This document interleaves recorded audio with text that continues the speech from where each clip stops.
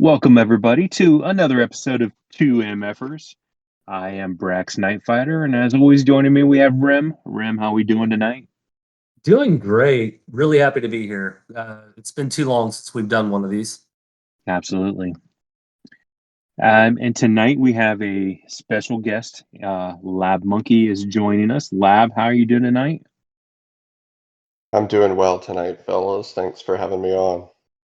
Yeah, super excited to have you on. So we are continuing our guild management series, and doing sort of a kind of little add-on, seeing as how CG has changed the way that crystals are paid out and has added omicrons.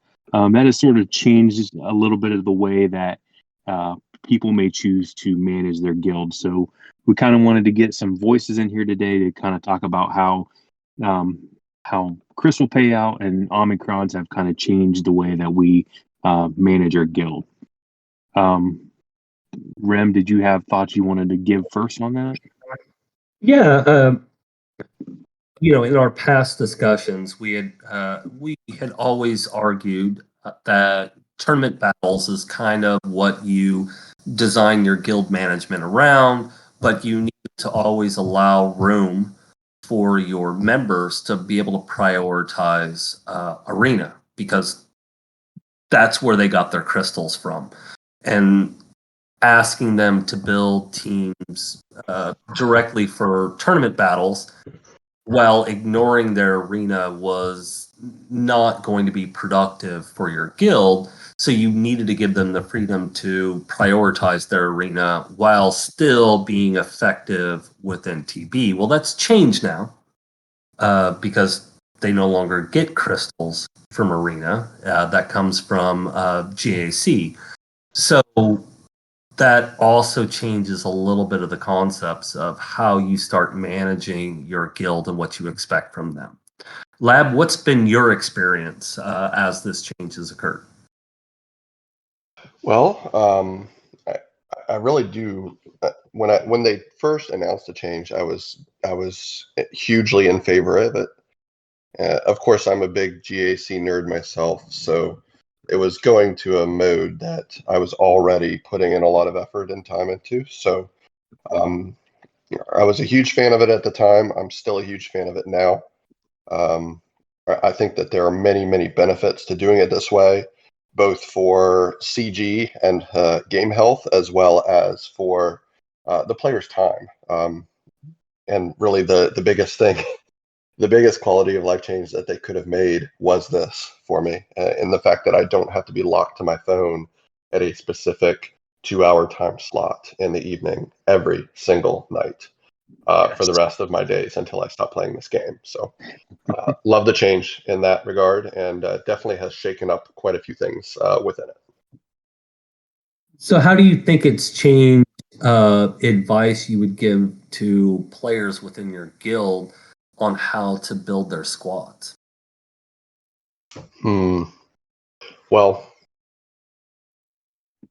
so Is there a meta now, or is it more, you can maximize the roster that you have rather than having to constantly chase? And I get it, you play at the upper echelons of the game, so you're constantly having to chase. But we're talking for the average player.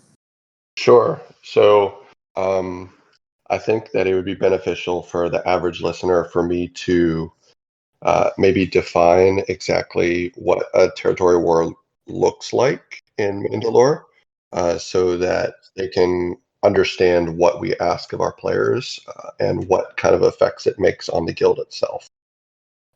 So basically, a very quick rundown would be something like this. Mandalore competes at the next to highest level, usually, and we every now and then, when we get unlucky in matchmaking, we compete at the very highest level. So if you think about the very tip top guilds in this game, there are at least two of them that have crested 500 million GP. We have fought one of them in the last 2 months. We got slaughtered. Um, So I would say there are about 10 guilds in that tier. Typically, they just fight amongst themselves, but because of the way that matchmaking works, sometimes they dip into our tier. Our tier is the place where the 420-ish million GP guilds hang out. A guild that size can have different levels of competitiveness depending on what the guild focuses on, but typically the guilds that we face have about, let's see, there's a possibility of 300 GLs in a guild, and typically we'll face guilds that have about 280 GLs overall. So we're not playing the mighty wallets or the Paw Patrols of the game, but there are plenty of guilds out there like us that pretty much have all the toys. Not anything crazy like Relic 8 Mission and Zalbar, but all of the high functioning characters in Territory Wars, these guilds tend to have Relict and Relict well and modded well. So that's where we compete. It's not really something that I've tried to describe it to you. It's not really something that you can actually fully understand unless you're actually in the competitive environment yourself and you see what it's like. I really enjoy it. I thrive on it. And most of our players are the same way. They really like to compete at this high level, and it's a perfect level where you don't have to be completely crazy and hardcore with the way that you manage your territory boards and your players' rosters and their mods to still do well if you strategize well and have good guild leadership and organization. So that was a very long-winded way to open up to set the stage for answering the question, wasn't it? Yeah. Well, so to give you a little perspective, Mustafar, which plays, we're about to hit 350 million. We typically see on average, what would you say, Brax, around 60 to 80 GLs right now? Roughly, yeah. Yeah. There's definitely a big jump up from our level to the level that you're playing at. And I can tell you, I run Jeddah, which is a 120 million GP guild, and we're typically facing only about 7 to 8 GL. So that's kind of, you're getting sort of a range of what people are facing. The real question comes down to is, so what is, how do you recommend your current players build their guilds now, or build their rosters now that Arena is no longer the sole focus where you're constantly building towards this one specific meta? You have this much more diverse situation in order to get your crystals. Yep, it's a great question, and that now that I've set the stage, I think that my answer will be a lot more reasonable. The thing that we try to impress on our members is if you don't have all 6 GLs,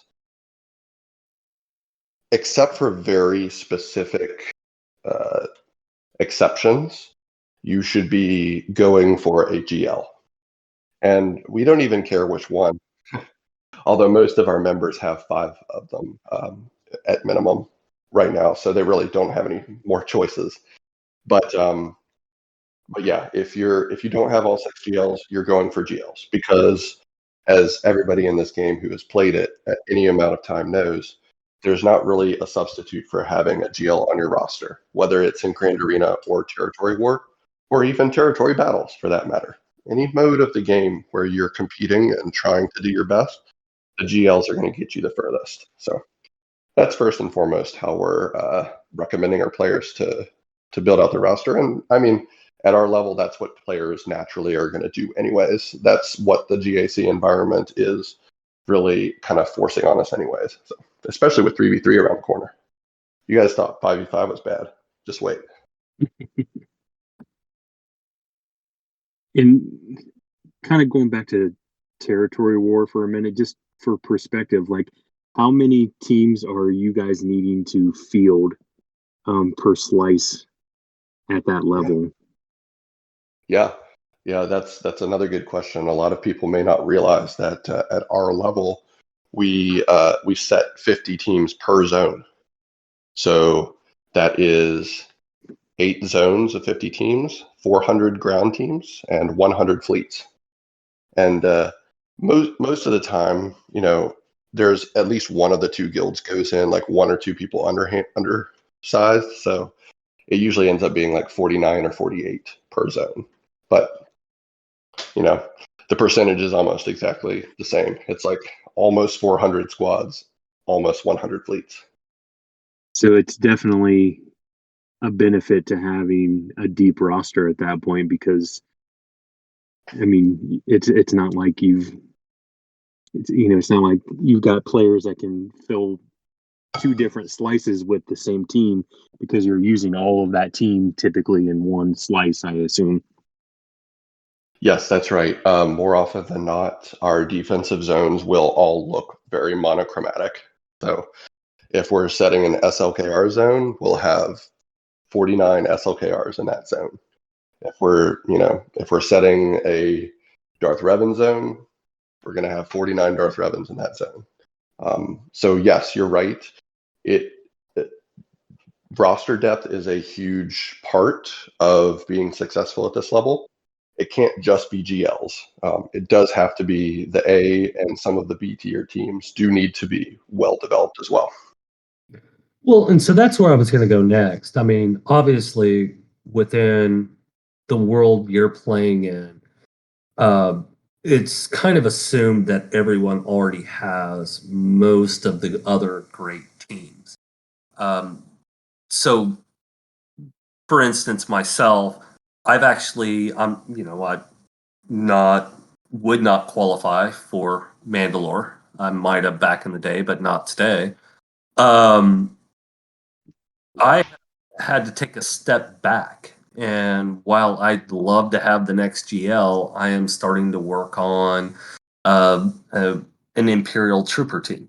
I'm trying to fill out some of that depth of roster that you were talking about that doesn't that you actually need to be successful in your GAC and in your the other game modes, which we'll get to here in a moment. It's sort of now become a bigger picture than what it used to be of always focus the meta. Would you not agree? Absolutely. I'm glad you brought that up, because I don't want to sound like GLs are the end all be all of upper level gameplay. In fact, more often than not, because we fight 3 or 4 zones of GLs every single territory war. We all know like what the counters are. We know how to handle them. We're familiar with the fights. We fight them all the time. Typically, a lot of times what separates the winners and the losers in territory war in our division is those secondary teams. Like, can you take out a whole wall of gas with your CLS teams? Do you have the speed on your troopers to be able to handle the Darth Revan wall that they set? Those sorts of things make a huge difference at our level of play. So yeah, it's definitely a balance. It's not just about chasing GLs. Like, we have to have those A tier teams. We have to have troopers. We have to have CLS. We have to be able to field 2 full teams of Jedi after JMK takes his slice, like all of the GR Jedi that he wants. We have to be able to field 10 other Jedi, and that's minimum. So yeah, it's definitely a balance, and really what determines what people need to focus on is how much of those super important teams are they missing? Because there are definitely some players in our guild who are lower GP, like myself, for instance. We have to be very careful with our resources. We have to upgrade certain teams and we have to leave the certain other more luxury teams alone for a while because we just don't have the resources to be able to fill out the other squads if we don't do that. So yeah, huge balance, and it can get a little hairy, especially when so many marquees are being released, kind of like at this current time. Yeah, no, it gets a little stressful because you're like, I can't afford to start farming these tunes yet because I need to finish off these other farms that I'm working on. Yep. Okay, so again, this is a guild management series. How is your guild managing that? Yeah. So it's fortunately it's more simple. At least fortunately for us, it's more simple than you might think. Typically our guild philosophy is we go out and we recruit and find players who are competitive and want to play at the top level, let's say. And our success really in all areas of the game, but especially in territory wars over the last 9 months or so, since the droid brains have been added to the reward pool, has really allowed us to recruit those types of players much more easily. And so I find that we don't have to use a heavy hand, let's say, in our guild farming recommendations / requirements. Now, with that being said, territory war meta does change, and I have found myself at times making an announcement to the guild, and we've never hard required anything because we have a great group of guys and several ladies as well, who understand and accept the fact that there are going to be times when they need to sacrifice what is good for their personal GAC account in order to do well in territory wars as a guild. And so there have been a few times when I've made an announcement and said things like, hey, we really need to mod X team a certain way.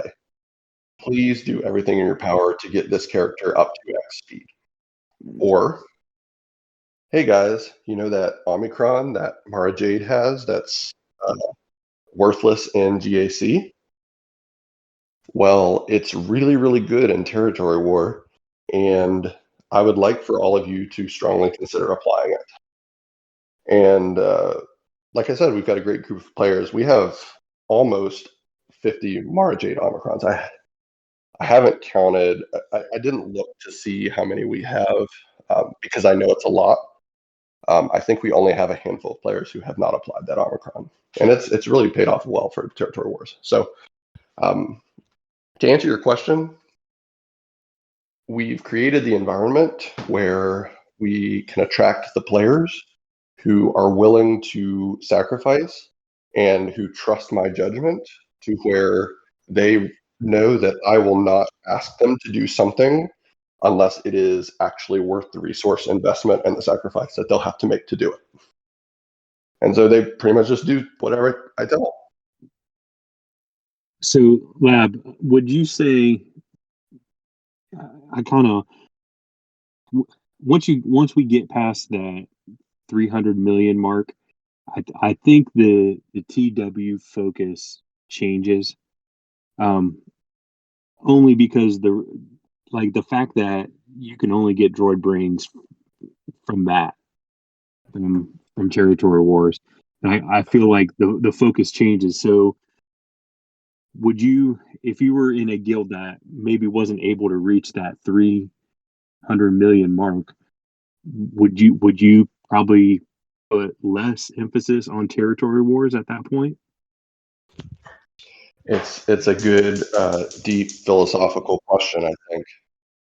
And the short answer is yeah. But the reason is because I think we already hinted at it earlier that since GAC has such a high amount of crystal income for players now, it's very important that we give enough room as guild leaders to for players to maximize their income there, because we're going to see returns from that too. Players get more income, they get to grow faster and become stronger. Guild becomes stronger because it's made up of those individual players. There's definitely a very logarithmic increase in returns once you get past that 300 million GP mark in Territory War, because the first droid, the first R9 that you can apply, and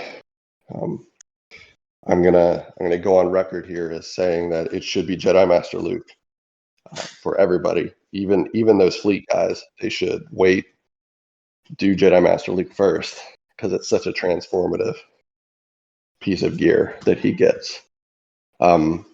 But anyways, the ability to place those first couple of R9s is transformative to the guild's ability to compete in Grand Arena. So I would argue that once you crest a certain GP threshold, that it's actually benefiting you to play some of those Territory War Omicrons so that you can get those droid brains faster, so that you can do better in GAC. Below 300, I don't want to say that Territory War doesn't matter, because it does. There's always a pride factor involved. Yes, but it does matter a lot less, objectively speaking. Just from a reward standpoint. Yeah, mostly from a reward standpoint. Yeah. And I would say that for players who are comfortably in Kyber 1, adding another GAC Omicron does absolutely nothing for your income.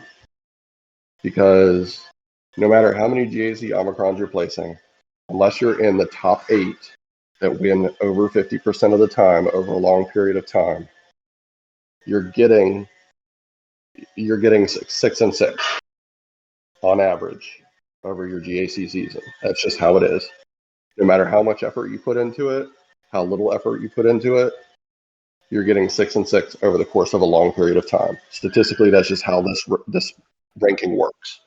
So if you're already in Kyber 1, there's no increase to your income at all by applying Omicrons. But let's be honest. Let's say you're not Kyber 1, which majority of our members are not. Yep. One. Yep. You're pushing for that SLKR team. Wouldn't it? I would argue, and this is the argument I'm going to make as we push this forward, for players like them, putting it on Phasma may benefit the guild, but doesn't necessarily benefit your growth. Yes, I would agree. And that was kind of the point that I was getting to, was that if you're not in Kyber 1, then Omicrons on GAC characters make total sense. Total and complete sense. And that's where I mean, obviously you want to be a good guild member, and so and you should listen to your guild leaders if you're comfortable and enjoy where you're at, and you want to continue to be in the guild over a long period of time, and have the camaraderie and everything that is associated with being in that guild. You should listen to your guild leaders. If they ask you to apply an Omicron, you should seriously consider it. But you're right. If you're not in Kyber 1, GAC Omicrons are better than TW Omicrons. Because it basically gives you a de facto GL within that environment. You could argue the same in TW, but as we just discussed, the rewards aren't equal. They're So it does change as guilds grow and become larger. I agree. Now, there is one other argument to be made in favor of TW Omicrons, and I'll make it here. Remember that as you grow as a player, some players outgrow their current guilds. They grow at a faster rate than their guild is growing, and that's fine. That happens all the time. If that is something that you find yourself doing, I would be careful about applying a bunch of GAC Omicrons and neglecting territory war Omicrons. And the reason is this. Let's say you're in a 280 million GP guild and you're growing faster and you've stuck around for a couple of months and you really, really, really want to be more competitive. Your guild's not taking territory war very seriously, and the way that you play the game, you really want to be in a higher competitive TW environment. So you say, well, my account is kind of bigger than the average of my current guild mates. So I'm going to shop around for, say, a 340 million GP guild and see what I can do. Now, that's great, but if you're looking for a guild who takes territory war seriously, guess what one of the first things is that they're going to check on your account before they decide to take you? Your Omicrons. That's right. How many territory war Omicrons does this player have? Or more importantly, which Omicrons does this player have? So, like, not all territory war Omicrons are created equal, obviously. There's going to be a lot more emphasis on if you have Boba Fett's leadership Omicron and Mara Jade's Omicron than if you have Hera's and Phasma's. But just keep that in mind. If you're a growing player, you think you might want to change to a more competitive territory war guild in the future. If you don't want to apply the Omicrons, that's fine, but keep them banked. So that if you apply and it says, hey, sorry, I mean, we'd love to have you, but you're missing 3 Omicrons that we require. You say, oh, no problem. Got those banked right here. I'll apply them today. Something like that. So anyways, that's the argument for territory war Omicrons in a mid-game player account. It doesn't fit for everybody, but it's definitely something to think about for some players. Can we all agree that TB Omicrons are not really or a place you should be focusing towards? In the current state of the game, yes. If CG releases a new TB with greater rewards, all of a sudden they might become a lot more valuable. Another reason. Sure. I guess what I was stating is in the current state of the game, you don't need those Omicrons to be successful in TB. Correct. You can. 100%. They're much more valuable in either GAC, which I think, let's say, probably 60% of the players within our alliance would benefit from GAC because not everyone is as competitive and is at that point where they're going after brains and trying where PW wins are a big deal. But it's really GAC or TW. TB, unfortunately, you can get there through just normal farming and be competitive and functional.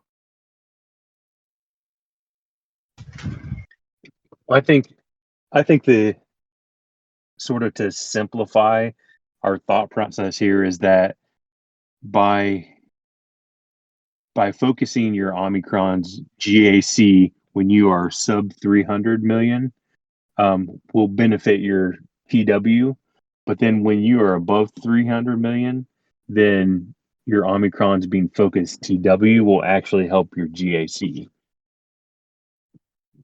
Yeah, I think that's a reasonable way to say it. And especially if you're a big spender. So like we have several accounts in Mandalore that are big spenders.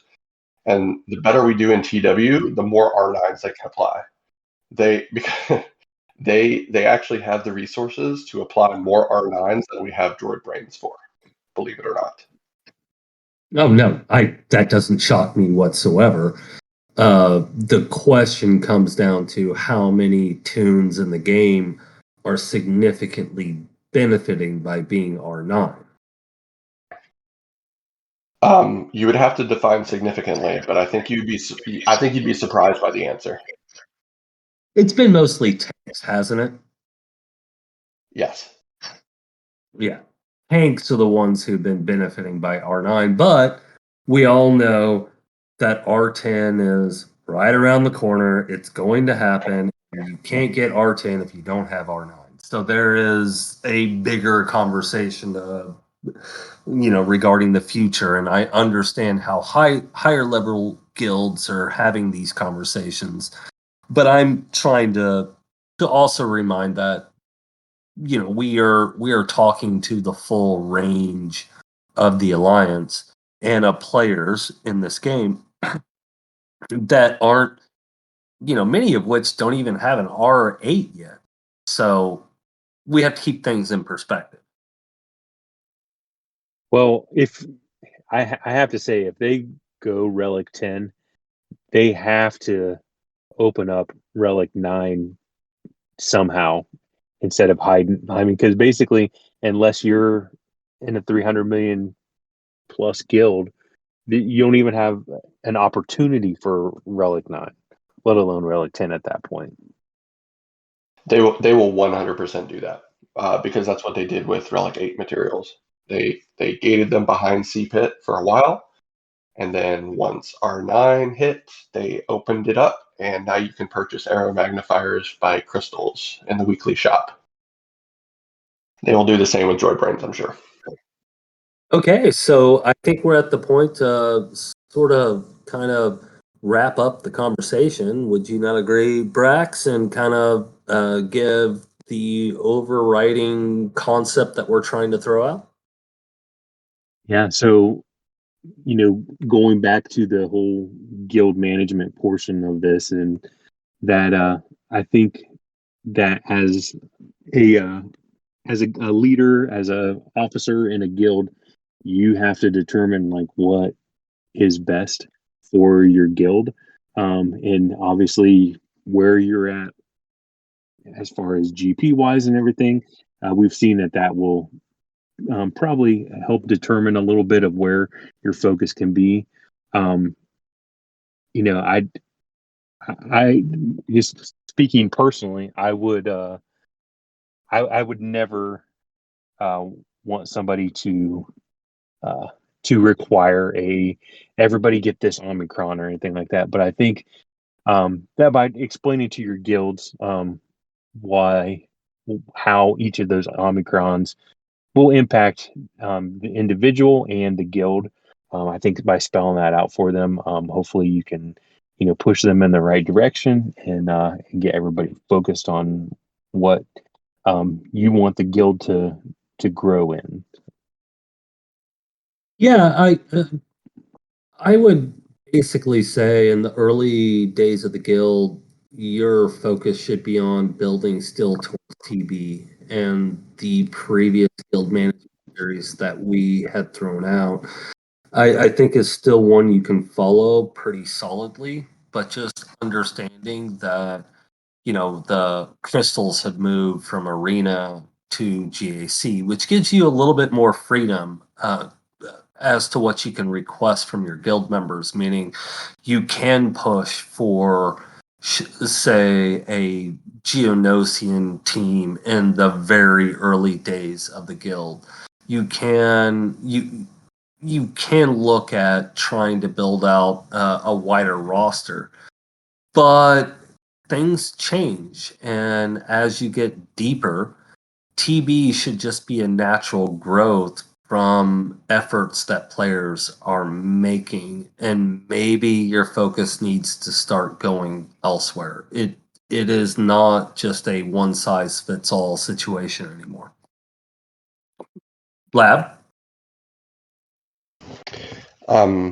Yeah, I definitely agree with both of those points that you guys just made. I would also, ostensibly, we have people who are guild leaders who are listening to this podcast.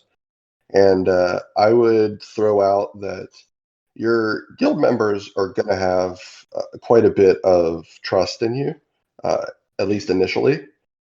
But you only have a certain amount of, say, good faith that your members will extend to you before they'll start questioning you.